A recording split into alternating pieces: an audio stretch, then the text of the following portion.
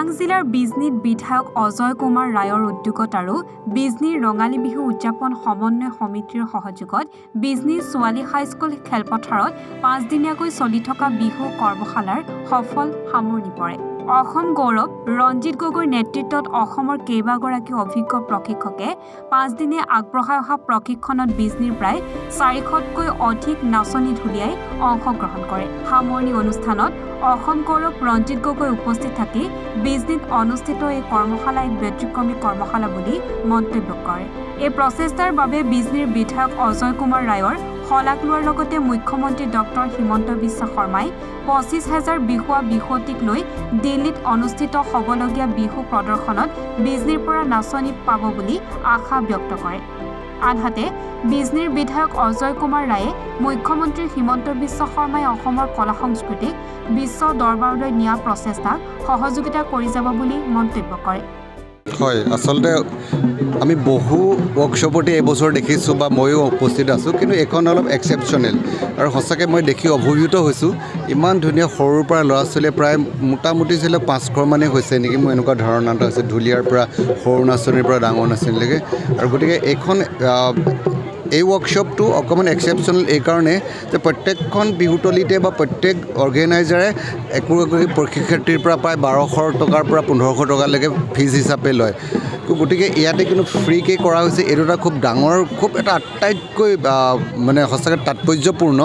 আপোনালোকে চাওক যে কিছুমান ভাল শিক্ষাৰ্থী পইচাৰ দুখতে হয়তো এডমিশ্যন ল'ব নোৱাৰে বা শিকিব নোৱাৰে, কিন্তু তেখেতে বিনামূলীয়াকৈ দিছে, কৰিছে। কিন্তু মই এইটো ক'ব খুজিছোঁ যে মানুহৰ ওচৰত পইচা থাকে কিন্তু মুক্ত হস্তে খৰচ কৰিব নোৱাৰে বা নোখোজে, কিন্তু তেখেতৰ ওচৰত হয়তো পইচা নাই, কিন্তু তথাপিতো ৰাইজৰ স্বাৰ্থত ইমানখিনি আজি কৰিছে, মই তেখেতক সঁচাকৈ ধন্যবাদ দিছোঁ। আৰু ৱৰ্কশ্বপ এটাৰ কাৰণে দৰকাৰ হৈছে। এতিয়া মাননীয় মুখ্যমন্ত্ৰী ডক্টৰ হিমন্ত বিশ্ব শৰ্মাই Bihu Guinness book of world record কৰিলে, এতিয়া আকৌ 25,000 বিহুৱা লৈ পিনে কৰিব খুজিছে।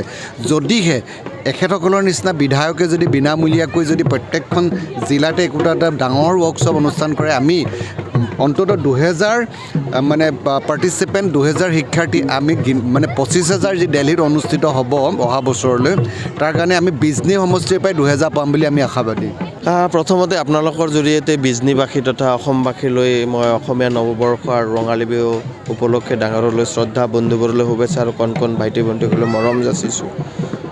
সঁচাকৈ আমাৰ এটা উদ্দেশ্য আছিলে যে বিজনীত বিহুৰ কৰ্মশালাৰ যোগেদি আমাৰ যুৱ প্ৰজন্মক অসমীয়া জাতিৰ যি স্বাভিমান, অসমীয়া জাতিৰ যি প্ৰতীক বাপতি সাহোন বিহুটিক আগবঢ়াই লোৱাৰ সেই প্ৰচেষ্টাক যথেষ্টখিনি বিজনীবাসী ৰাইজে সঁহাৰি আগবঢ়াইছে।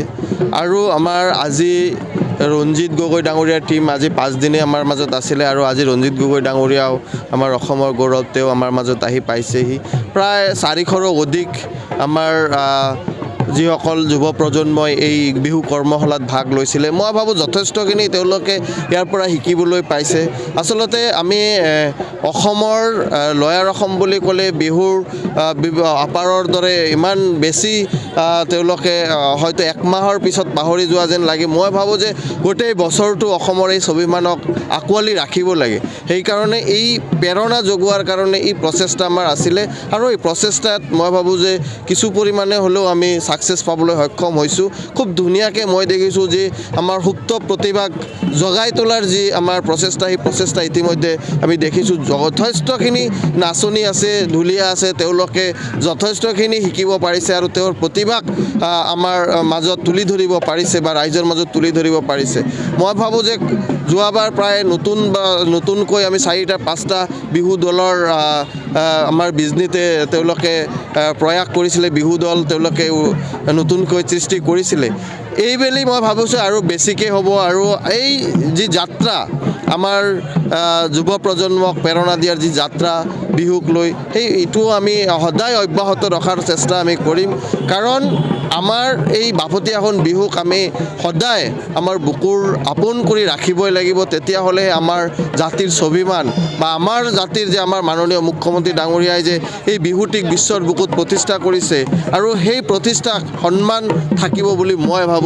তো আমি সদায় অসমবাসীক এটাই আহ্বান জনাম যে সকলোৱে আমাৰ এই বাপতি সাহোন বিহুটিক সদায় প্ৰাণৰ মনৰ ভিতৰত একেবাৰে গাঁঠি ল'ব লাগে, সদায় আমাৰ যুৱ প্ৰজন্মক প্ৰেৰণা দি আগবঢ়াই লৈ যাব লাগে। তেতিয়াহ'লে নিশ্চয়কৈ আমাৰ যি উদ্দেশ্য সেই উদ্দেশ্য ভৰ্তি থাকিব।